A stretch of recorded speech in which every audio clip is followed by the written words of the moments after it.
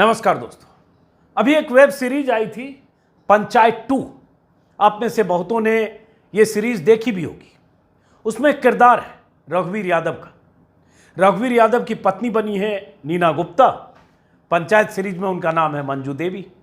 मंजू देवी फुलेरा गांव की प्रधान है, लेकिन प्रधान के पति के तौर पर उनके सारे काम रघुवीर यादव ही करते हैं।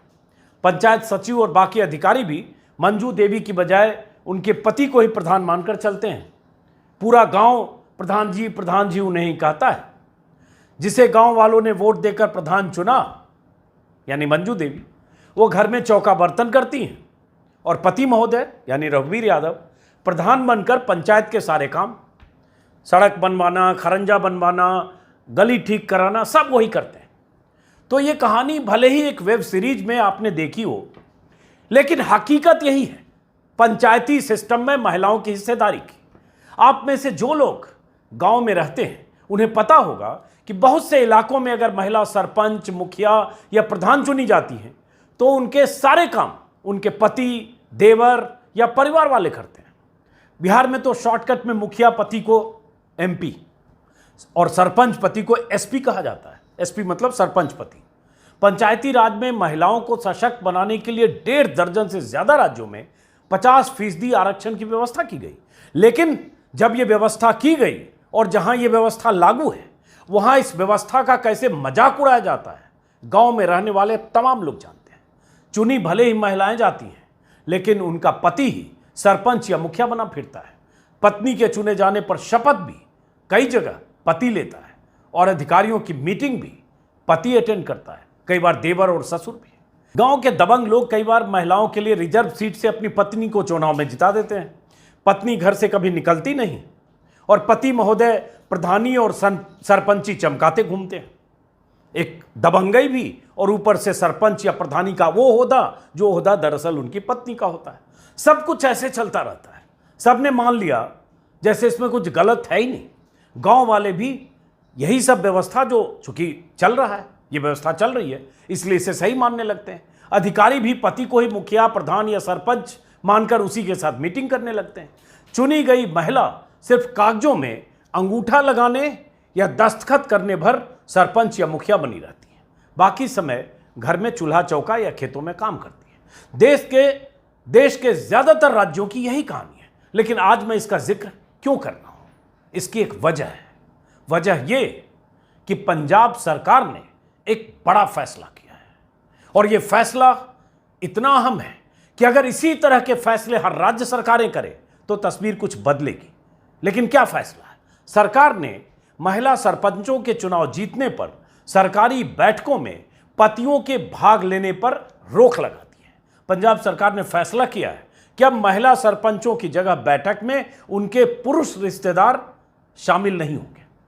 इंडियन एक्सप्रेस की खबर के हवाले से मैं देख रहा हूं, वायर में खबर छपी है, द वायर में, जिसमें कहा गया कि पंजाब सरकार ने यह फैसला तब किया जब उसे पता चला कि कई महिला सरपंचों के परिवार के पुरुष सदस्य उनकी जगह आधिकारिक बैठकों में शामिल हो रहे हैं। हालांकि ये कोई नई बात नहीं है। जब से पंचायती राज में 50% आरक्षण महिलाओं को मिला है तब से चल रहा है, और मैंने जैसा कि कहा 20 राज्यों में जहां जहां व्यवस्था है। ग्रामीण विकास और पंचायत राज्य मंत्री जो है पंजाब के कुलदीप सिंह धालीवाल, उन्होंने कहा इंडियन एक्सप्रेस को कि मुझे ऐसी खबरें मिल रही कि ज्यादातर महिला सरपंच जिला मुख्यालय में होने वाली बैठकों में शामिल ही नहीं होती। वो ब्लॉक और ग्राम स्तर की बैठकें होती हैं वहां भी शामिल नहीं होती। और ऐसा होता है और ऐसा चल रहा है तो फिर महिलाओं के लिए आरक्षण का क्या मतलब? ये सवाल मंत्री का है, या मंत्री ने एक्सप्रेस से कहा है। मैं कहूंगा ये सही कहा, लेकिन बात यह है कि पंचायत मंत्री जो कुलदीप सिंह धालीवाल हैं, उन्होंने कहा कि आरक्षण का क्या मतलब है, लेकिन सवाल यह है कि सरकारें ऐसा चलने क्यों दे रही है? ऐसा नहीं है कि एक राज्य में, 20 राज्यों में यह आरक्षण लागू है और हर जगह यह स्थिति है, और सबको पता है ऊपर से नीचे तक कि यह सालों साल से चल रहा है। फिर भी चुनी हुई महिलाओं की जगह उनके पतियों और देवरों को पद संभालने से रोकने की सख्ती कहां होती है? पंजाब सरकार ने भी यह फैसला तब किया जब पता चला कि कई पंचायतों में निर्वाचित महिला की जगह उसके पति, देवर या ससुर को शपथ दिला दी गई। इंडियन एक्सप्रेस में जो खबर छपी है उसके मुताबिक भटिंडा के गांव की एक सरपंच शेषनदीप कौर नाम है उनका, उन्होंने सरकार के इस फैसले की तो तारीफ की, लेकिन साथ में उन्होंने कहा जो वहाँ की स्थिति है, जो उन्होंने बताया कि यदि सरकार महिलाओं को वास्तव में सशक्त बनाना चाहती है, आरक्षण लागू करना चाहती है, तो उसे ऐसे उपाय करने होंगे। अभ्यास सत्र में उन्होंने जिक्र किया कि अभ्यास सत्र जो होता है ट्रेनिंग का, उस दौरान मैंने कई ऐसी महिलाओं को देखा जो आगे आना चाहती हैं, काम करना चाहती हैं, लेकिन उनके जो पुरुष रिश्तेदार हैं, चाहे पति हों, देवर हों या और जो भी घर के हों, उन्हें अपने इशारे पर चलाते हैं। अगर उन्हें ऐसे ही काम करना है तो उन्हें अन्य योग्य महिलाओं के लिए सीट छोड़ देनी चाहिए, ये उस महिला ने कहा जिससे एक्सप्रेस ने बात की। ऐसे पठानकोट के एक हारा गांव की सरपंच हैं कोई पल्लवी ठाकुर, सबसे युवा सरपंच चुनी गई थी कुछ साल पहले। उन्होंने भी एक्सप्रेस को कहा कि मेरे ब्लॉक में 80 में से 42 सरपंच महिलाएं हैं, लेकिन उनमें से केवल 5-6 ही सरपंच हैं, बाकी सब डमी हैं। मतलब उनके पुरुष रिश्तेदार उनकी जगह काम करते हैं। और उन्होंने कहा कि मैंने पतियों से अनुरोध किया कि उन्हें काम करने दें, तो उन्होंने कहा उनकी पत्नियां यात्रा नहीं कर सकती। तो इस तरह से धीरे धीरे पतियों ने कब्जा किया। ऐसे ही एक हरजिंदर सिंह की पत्नी है, मलेरकोटला के छन्ना गांव की सरपंच हैं, उन्होंने भी एक्सप्रेस को कहा कि अगर वो मुझे अनुमति नहीं देते हैं तो हम किसी बैठक में शामिल नहीं हो सकते। तो कुल मिलाकर इसी से आप अंदाजा लगा सकते हैं कि कैसे पंचायती राज में महिलाओं को मिले जो 50% आरक्षण का लाभ है, वो लाभ उनके पति उठा रहे हैं, और कैसे महिला रबर स्टाम्प बनकर घर में रह जाती है, और अगर कोई महिला काम करना भी चाहती है तो पति काम करने नहीं देता। पंजाब में कुल लगभग 13,276 लगभग क्या 13,276 पंचायत हैं। इंडियन एक्सप्रेस ने जो रिपोर्ट में छापा है उसके मुताबिक सरकारी आदेश के बारे में जिन लोगों से बात की, जिन महिलाओं से बात की, उनमें से ज़्यादातर महिलाओं ने सरकार के इस फैसले का समर्थन किया है। लेकिन कई ऐसे परिवार थे जिनके पुरुष सदस्यों ने, मेल मेंबर्स ने इस पर नाराजगी जाहिर की। जाहिर है उनको नाराजगी जाहिर करनी होगी या करेंगे, क्योंकि उनका अधिकार जो अब तक वो एक डमी बनकर काम कर रहे थे वो छिनेगा। पंजाब सरकार ने अब जो जिला अधिकारी हैं उनको भी सुनिश्चित करने का आदेश दिया है कि महिला सरपंच व्यक्तिगत रूप से सभी आधिकारिक बैठक में शामिल हों। पंचायत मंत्री ने कहा ही कि मैंने अधिकारियों को सुनिश्चित करने का निर्देश दिया है कि इस प्रथा को रोका जाए, और ऐसा लिखित ऑर्डर उन्होंने कहा कि मैं जारी कर रहा हूं, रिटन ऑर्डर, आदेश, ताकि ये सुनिश्चित हो जाए कि पुरुष प्रतिनिधियों को सभा स्थलों के अंदर भी आने की अनुमति ना मिले। मतलब जहां मीटिंग हो रही, कई बार क्या होता है अंदर महिला होती हैं वो सिर्फ दस्तखत करने के लिए, और बाहर पुरुष होते हैं, उनसे पूछ के ही हर कदम वो करती है। तो ये तो हुई पंजाब की बात। लेकिन मैंने क्यों जिक्र की और क्यों वीडियो बना रहा हूं?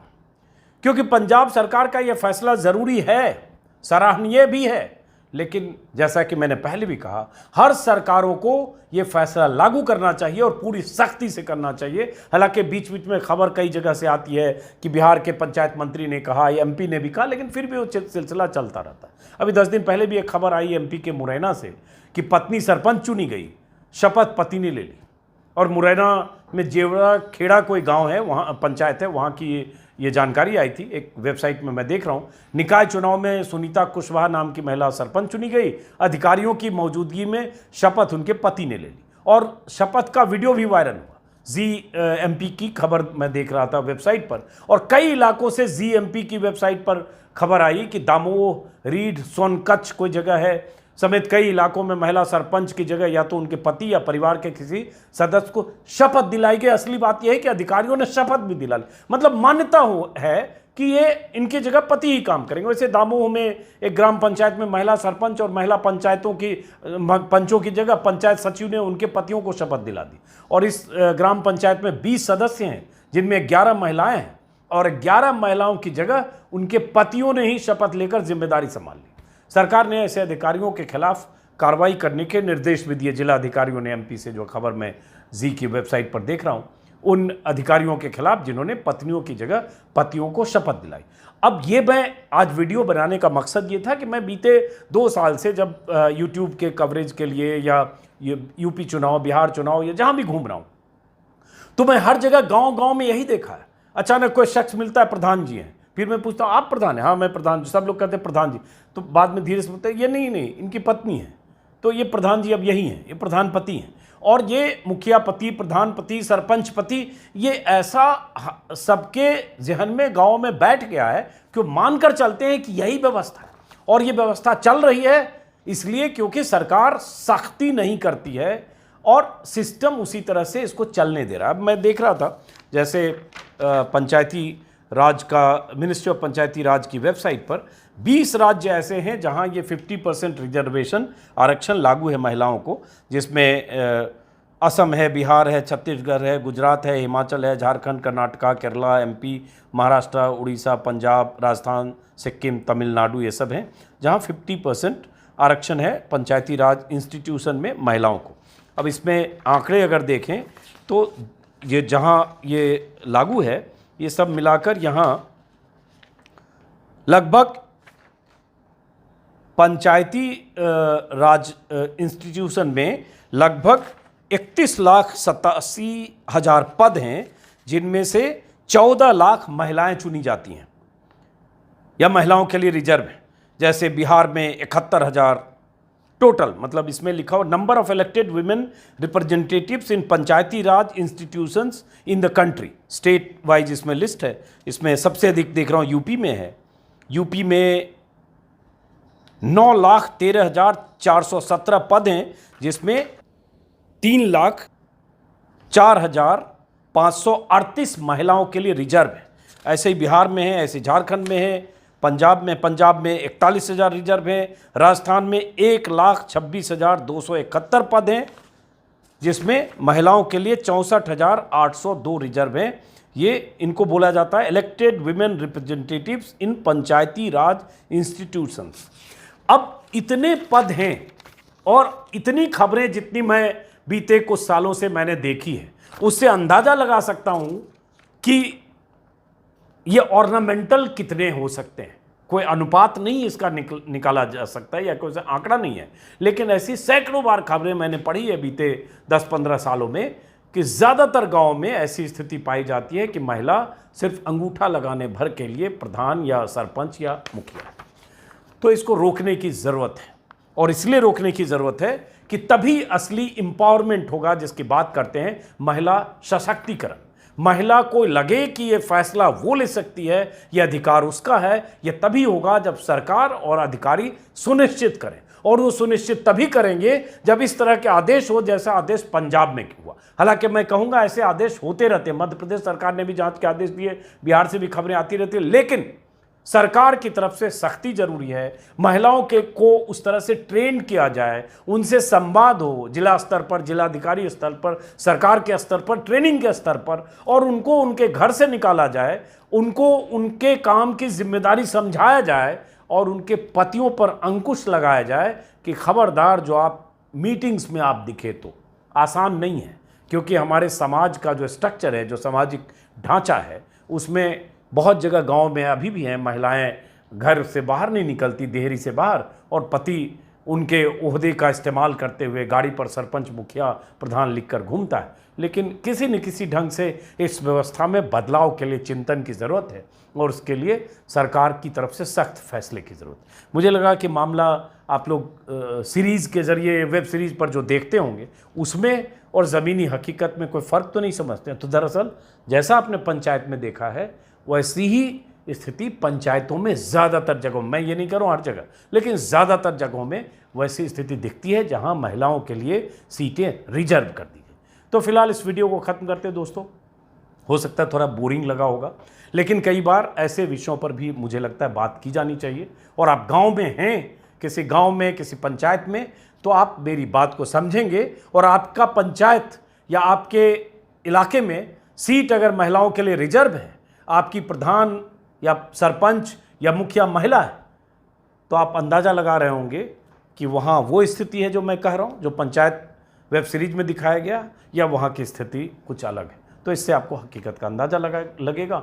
फिलहाल इस वीडियो को ख़त्म करते हुए वही अपील कि मेरा एक नया यूट्यूब चैनल है, खबरों का छोटा संस्करण, अजीत अंजुम शॉर्ट्स, जी चाहे तो उसको सब्सक्राइब करें और बगल में बेल आइकन ज़रूर दबाएं। नमस्कार।